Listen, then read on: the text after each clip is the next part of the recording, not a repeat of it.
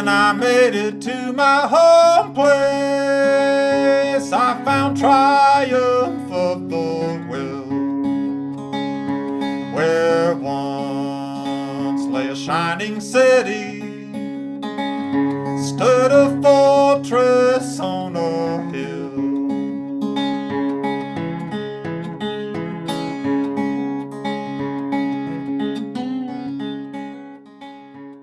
My name is Henry, and I'd like to welcome you to Fortress on a Hill.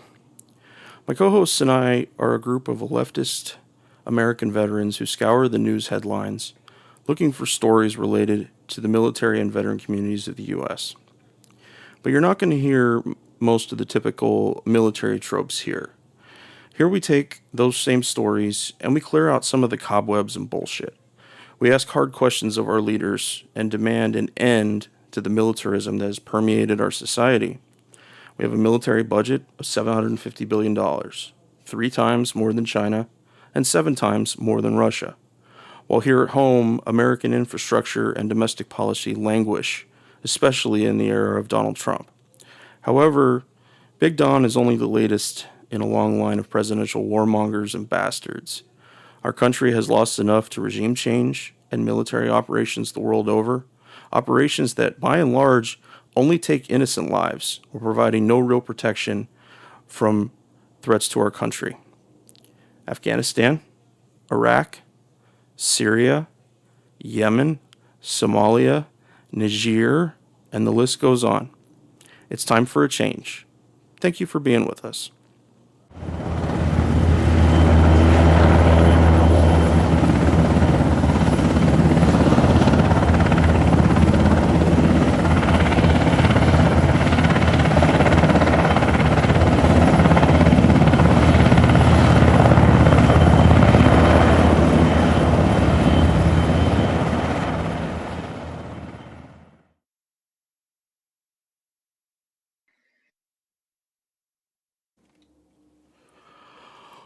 Rosa del Duca, welcome to Fortress on a Hill.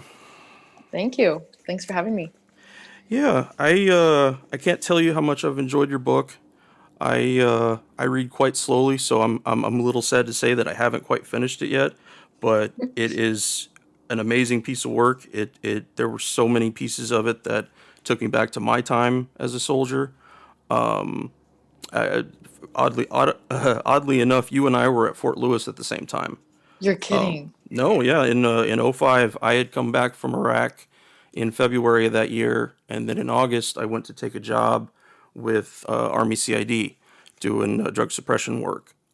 So during that time, I was training too. We did a gas chamber range, all kinds of other stuff. But yeah, I thought that was a neat little piece of history for us. Yeah. So I wanted to start our discussion with a quote from your book, and thus far is my favorite thing that I've read so far, and it was a quote you made about the war in Afghanistan, watching it on TV, and I don't even understand how going after 19 terrorists turned into a war. Yeah, that's something as a teenager I certainly I didn't get it. 19 people came over and suddenly we're invading this entire country. And yeah, I still remember that going over to my sister's house on the night they launched the ground assault or maybe the air assault. Hmm. And just that music that it's like they wanted to. I work in news now. I work at a TV news station, so I kind of understand things from both sides too, but they wanted to pad out their show with like a minute or two. It was a long time of the missiles flying, and they put this bed music under it that was just it's so wrong. They immediately turned it into some kind of movie, Yeah, and it was involving real people. Yeah, it's just kind of crazy.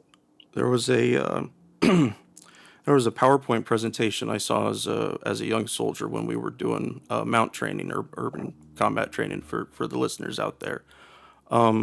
And how we started that day or the beginning of the training was watching a PowerPoint played to let the bodies hit the floor, and Mhm. essentially it was pictures of dead Afghans.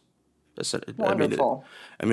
it wasn't so horrific that people were gasping, but it was enough. It was like you guys realize what you're really doing here, right? Now, I didn't have that thought at the time. I was too worried about being in basic for myself, but it's just cuts at your soul. So, can you tell our listeners a little bit about why you chose to write Breaking Cadence? Well, I think one of the big reasons is I kept trying to explain and legitimize what happened to myself and to this, like the invisible, all these people who, I guess, just the typical American who I knew would see what I did in a very different light. And I just felt a lot.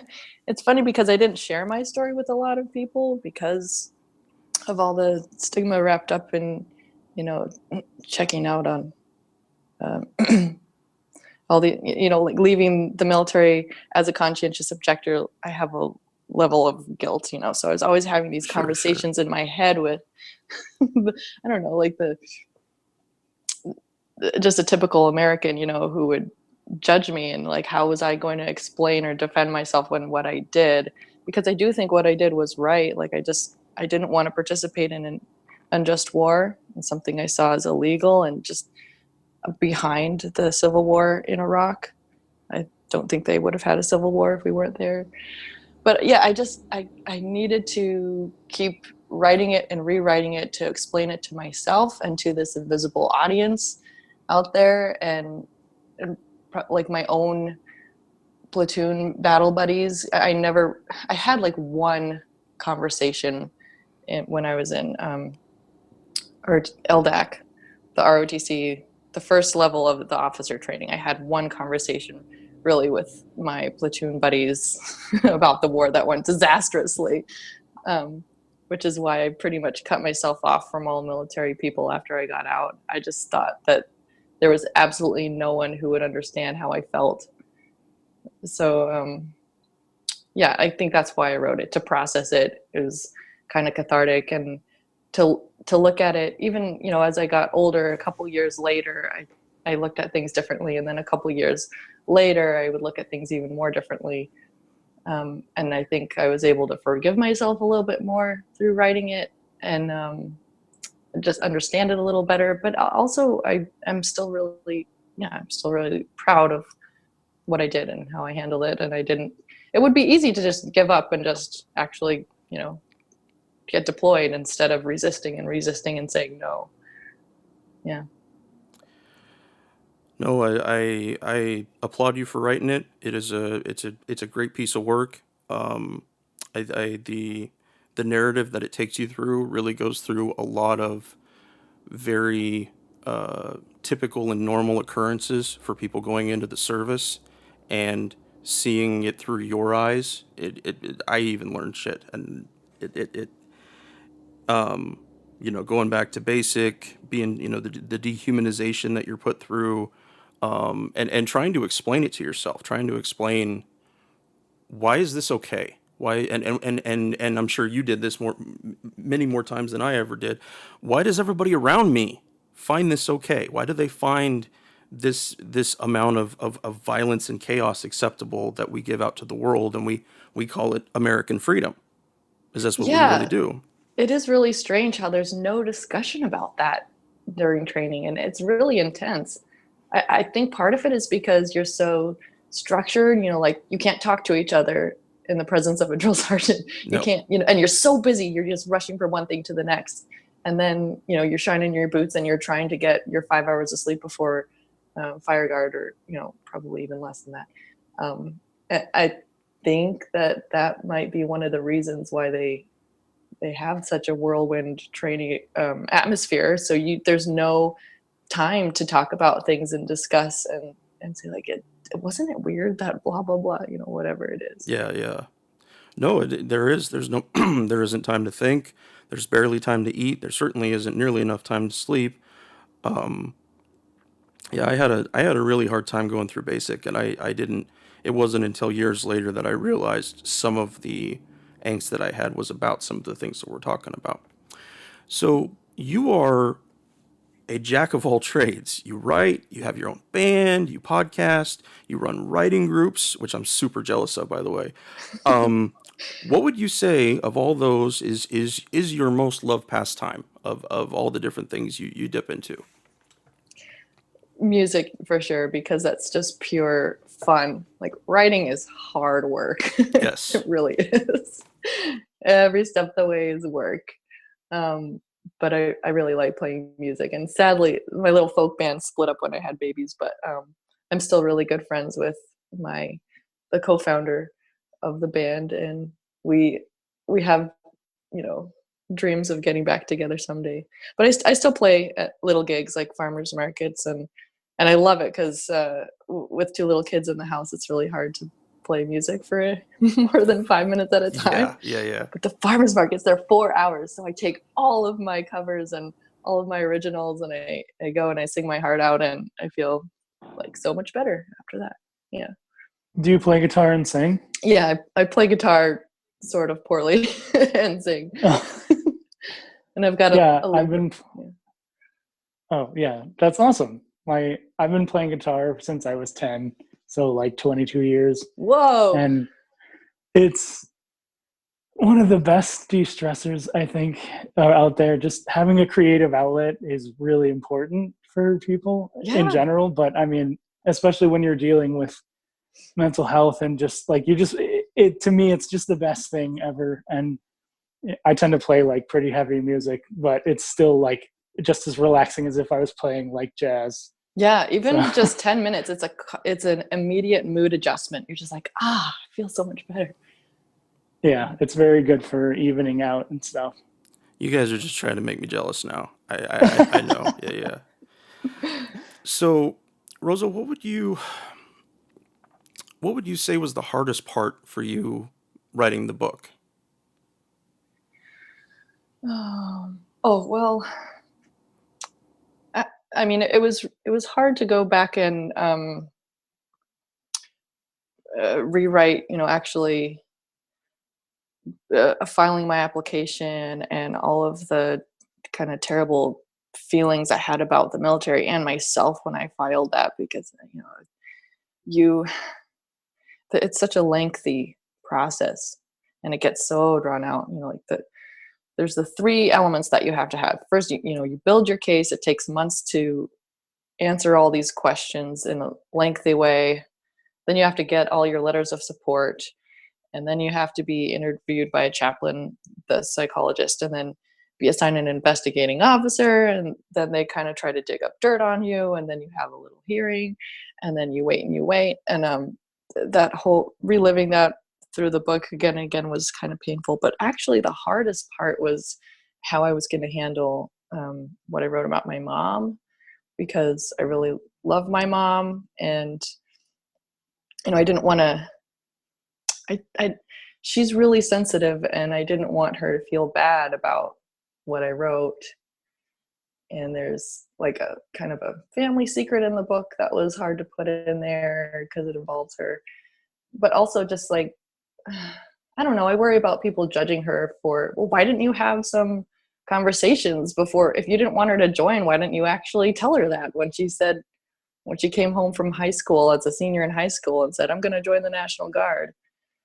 But I don't think people understand how different a world it was back then before 9/11. Like everything was coming up roses, and the economy was gangbusters, and people felt safe and secure, and it was just such a different world. Like the National Guard was not seen as anything more than a little part-time job, and you go to college and you get to go to Germany every summer, and they teach you that if you put your thumb up to the bartender, or no, if you raise your finger saying you want one to a German bartender, that actually means two, because they count thumbs first. That's what being in the National Guard meant. Yeah. It was your 1 week in a month, 2 weeks a year. Who cares, right? It's just easy stuff. Yeah, which of course now, everything is so much different. But I think we'll probably get to that point again when people are like, oh, nothing will happen to me. And so they don't think about those really serious questions like, what if we are, what if we do start a new war? How do I feel about actually being involved in killing people? Because that's what I'm trained to do. The first thing you do in boot camp, you're trained to kill people. So. I think it was really interesting to see the part when you were on the radio station after you had decided to go to ROTC, and just seeing everybody's reaction of like, oh, how dare she, oh, she should like finish her contract and then, move on. But it's like people join the military for utilitarian choices just as much as, wanting to serve their country, quote unquote. And it's just really frustrating to see people who are of that mindset to think, oh, they're, she's just trying to weasel out of her obligation and blah, blah, blah. Yeah. And I think a lot of those people didn't have any experience in the military, or their family members who were pretty far removed. Like, people like that have a lot of opinions about what you're doing, but they can't really sympathize. They can't really put themselves in your shoes. No, and I think you did such a great job of telling such a personal story and getting into your own head and giving people that opportunity to say, what would I do if I was in your position? And it's like you get to see your whole chain of thought and how, you came to the decisions you did, and it wasn't lightly by any stretch of the imagination. And I think that that's really important. Like, we need more people to see that, to be like, what would I do if I had these thoughts? And I also thought it was weird when you were talking, or when you were talking to the GI rights people, and they were mentioning how it would be harder for you to apply for CO status because you weren't actively religious. Yeah, that was so disappointing to hear. I was like, what? But it's so true. I didn't have that strict moral training that comes with going to church every Sunday. I just lived life and tried to be a good person, and learn stuff from my mom, like all that golden rule stuff, the stuff they teach you in school about fairness and just being a good person. That doesn't count. Exactly. That doesn't count. No, and somehow we're supposed to change our mode of thinking when it comes to war and when it comes to perceived enemies. Like, all of that stuff just goes out the window because we're not seeing them as people anymore. And for those of us who, have that principle of like, no, these are people and these are lives that we're impacting and communities that we're disrupting, like that somehow is seen as less important than oh, this is my background because I'm such and such religion. Yeah. It's really bizarre that they kind of hold religious moral training up to this really lofty standard, and they can, sympathize pretty quickly with someone who's like, I've just been taught my whole life through my religion that it's wrong to kill and all this stuff. But on the other side, they are, engaging in these terrible, unjust wars that everyone is forced to kill and kind of dehumanize the so-called enemy, and all these civilians get wrapped up in it. It's just really this weird double standard, this weird being a hypocrite, I think. Absolutely.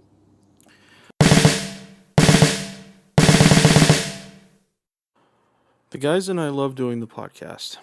Being able to share our experiences in the military with allies and supporters means the world to us. But we can't do all the work. We need you to share an episode of ours with someone, anyone who you think might be affected by it. Maybe a young person looking to join the military, or parents advocating for one, conscientious citizens who care about the violence the U.S. wages in their name, advocates for women and people of color who understand the harsh environment that the military creates for minorities and inflicts on them around the globe, and anyone else you think it might affect. Please take a moment and share this with them. Now, our podcast is supported in a few different ways. First, there's Patreon, where we're very blessed to have an array of wonderful supporters, helping the guys and I pay for some of the podcast expenses.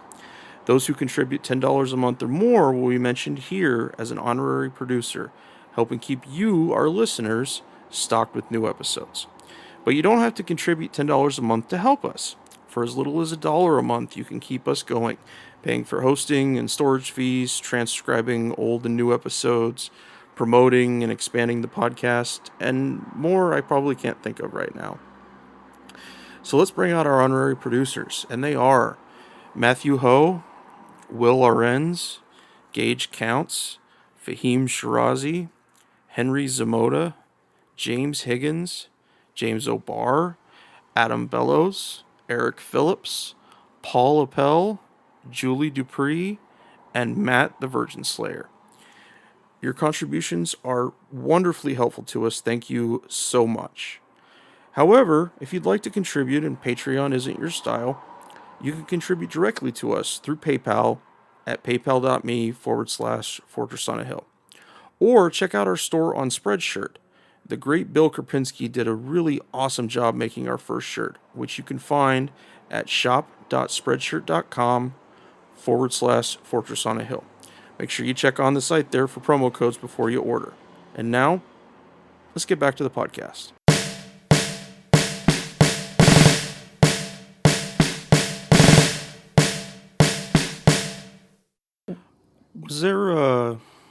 Was there a moment for you that you firmly felt there was no going back? Was there a time that becoming an objector seemed more clear to you as a person than ever? Yeah, I think it was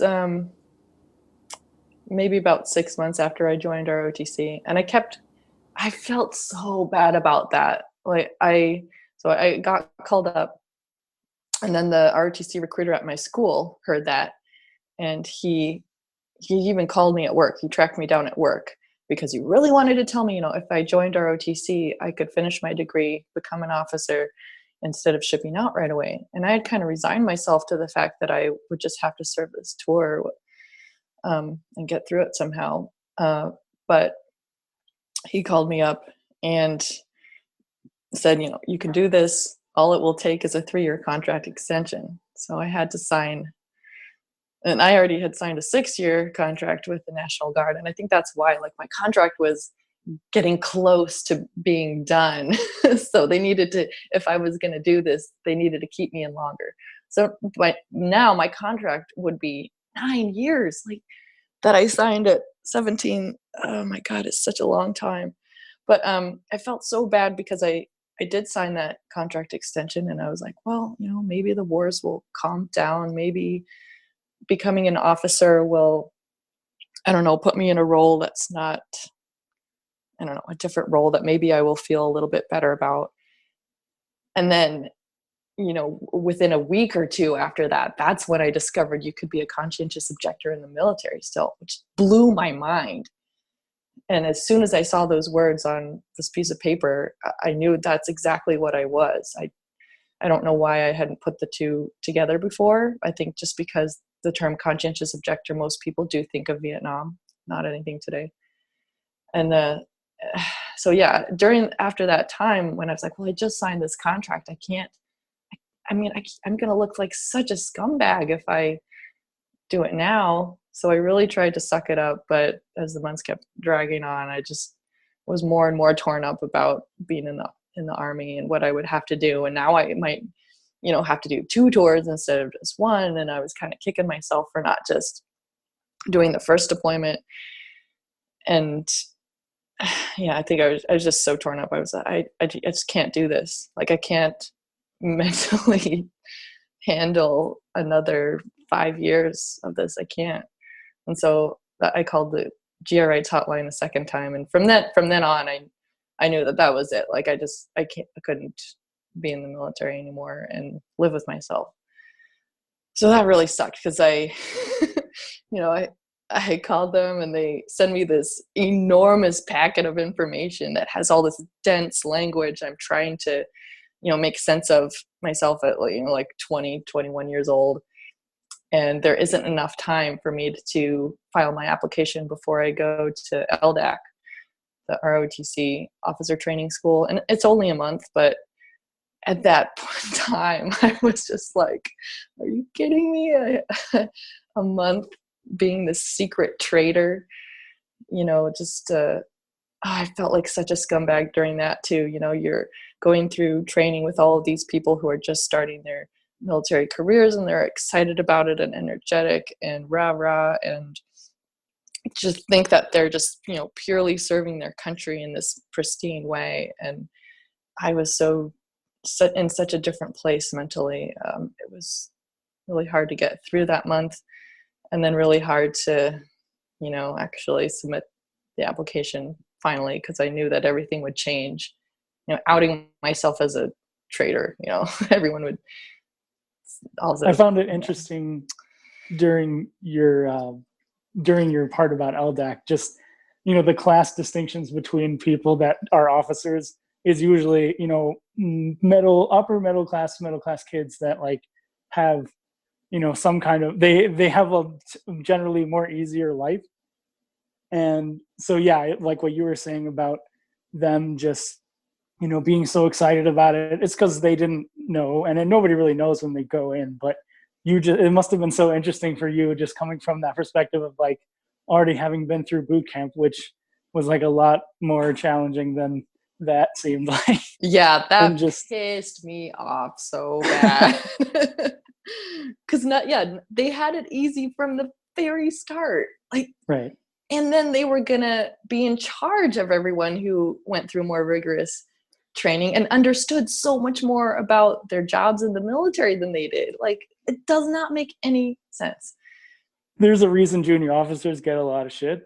Because I guess they just don't know a lot, And I would get asked these random questions by JOs just because they didn't know, or they would tell me to do something, and I got really good in the military learning how to tell people no without telling them no, because they ask you how to do something and you're like, I can't do that, but you say, okay sir, well here's what I can do, or okay ma'am, here's what I can do, and then you get it to where they understand, oh wait, you can't do what I'm telling you.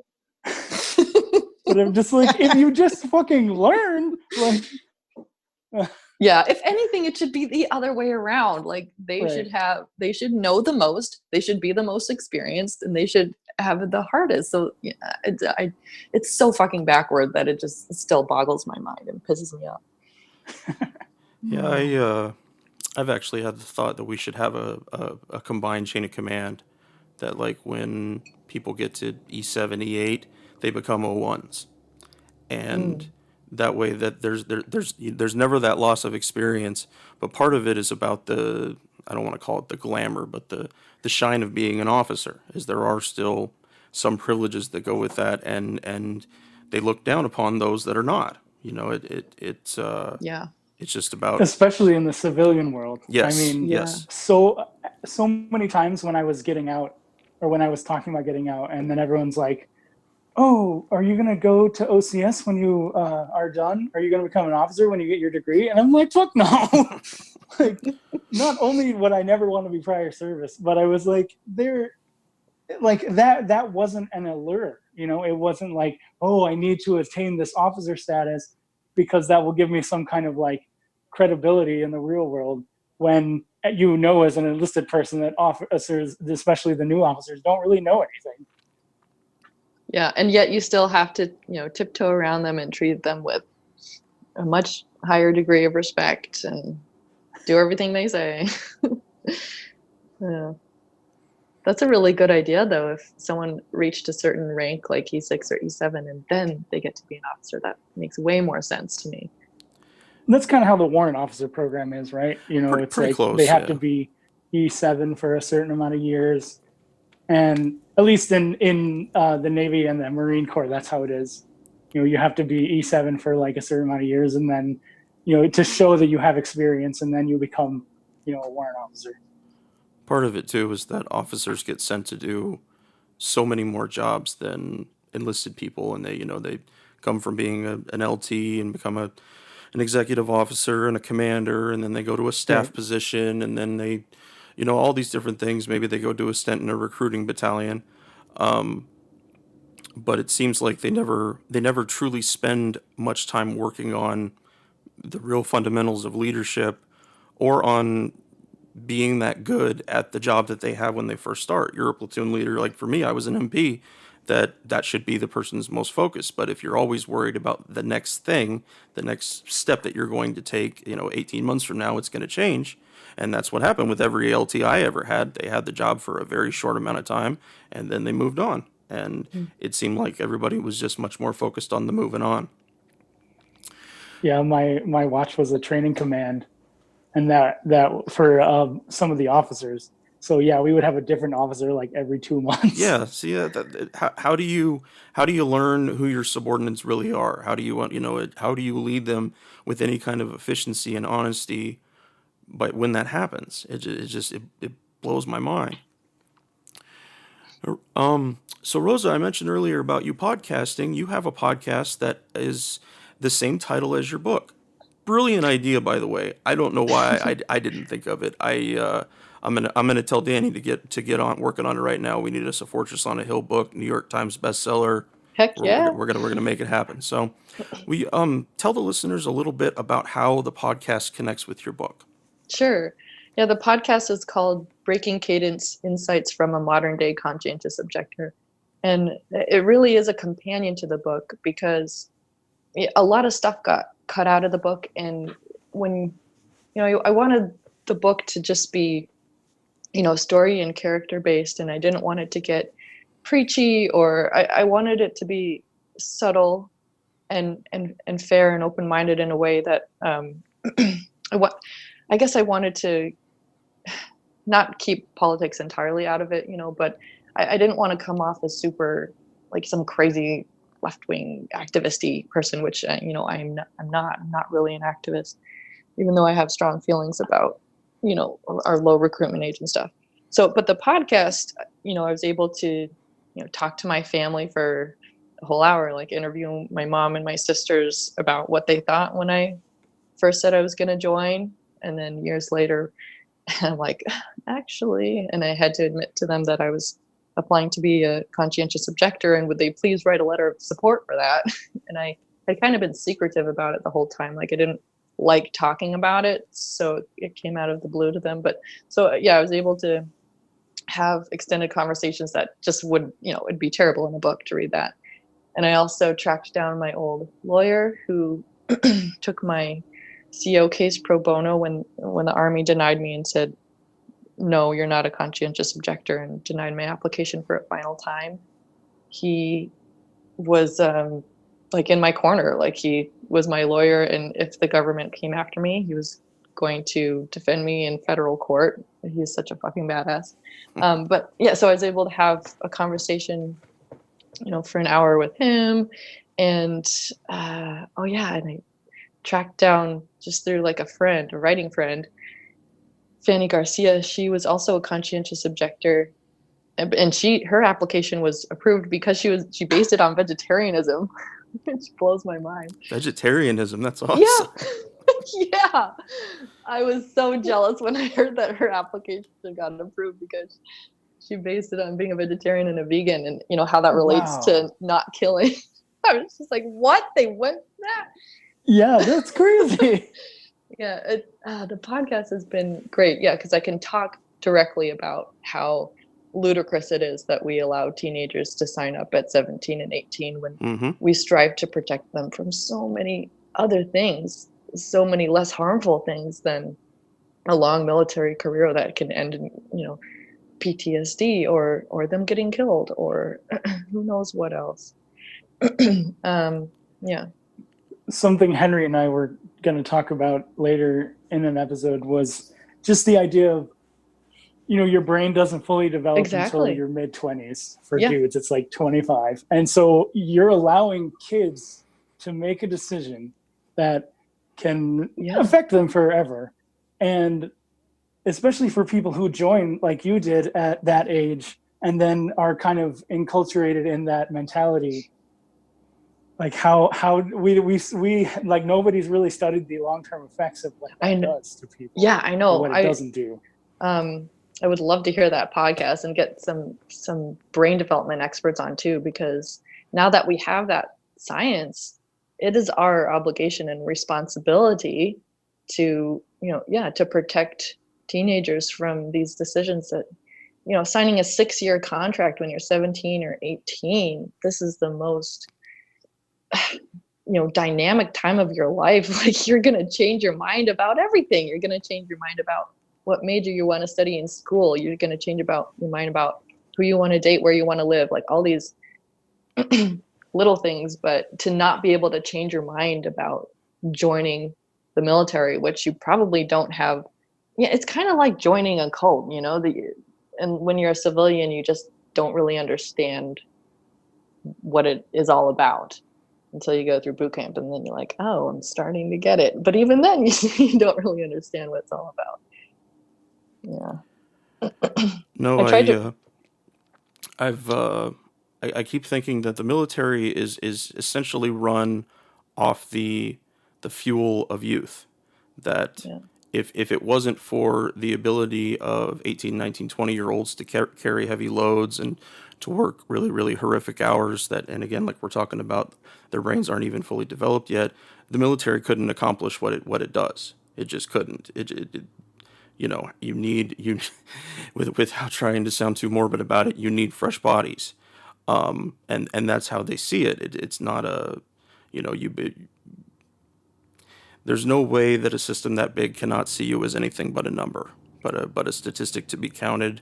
And you go in one column, and if you get killed or hurt or wounded, you go into a different column. But the bottom line is that youth is the only thing that could sustain a war. Is telling young dudes that they're gonna be heroes. They're protecting their country. They're fighting for freedom. All that bullshit.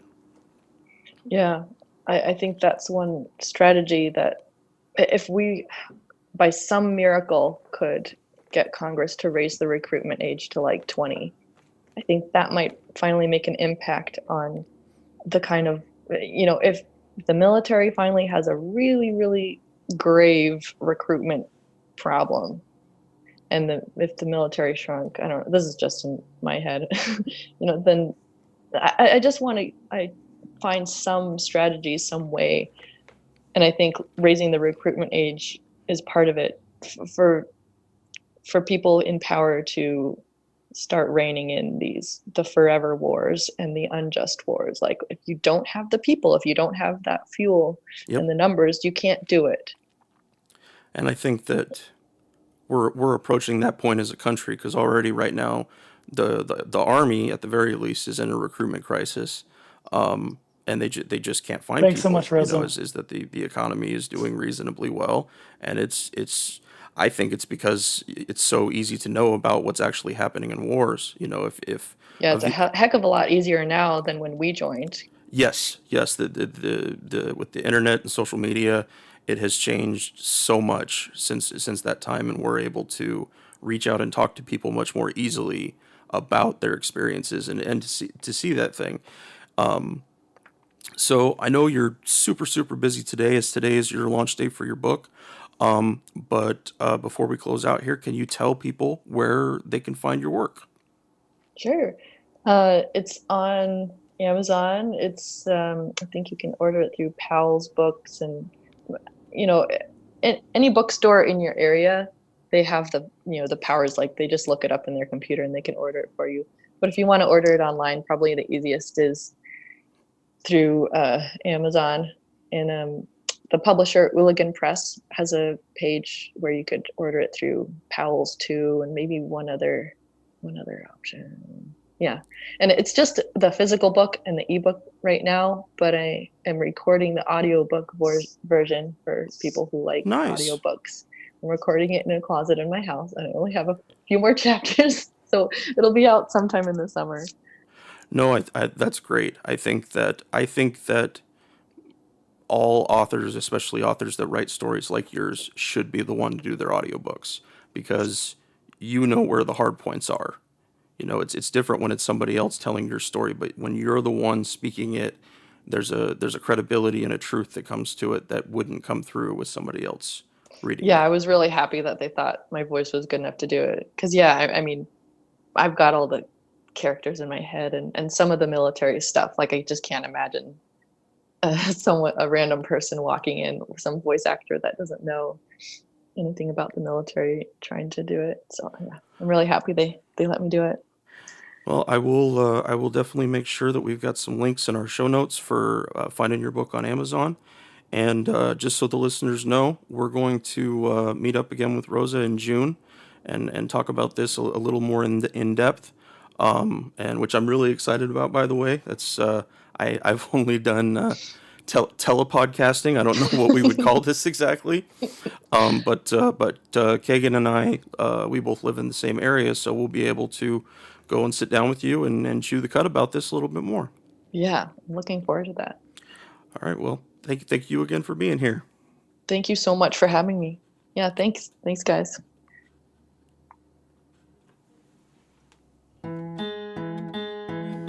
We're on Twitter at Fortress on a Hill, and also at Facebook.com at Fortress on a Hill. You can find our main blog page and our full collection of episodes at www.fortressonahill.com. iTunes, Stitcher, Google Podcasts, Patreon, Spotify. You name it, almost anywhere you listen, we're already waiting for you. And hey, we're always in the market for more Patreon supporters. Please consider becoming a patron at patreon.com. And if you're not into giving us a monthly payment, think about giving us a couple bucks on PayPal. The link is in the show notes. Skepticism is one's best armor. Never forget it. We'll see you next time.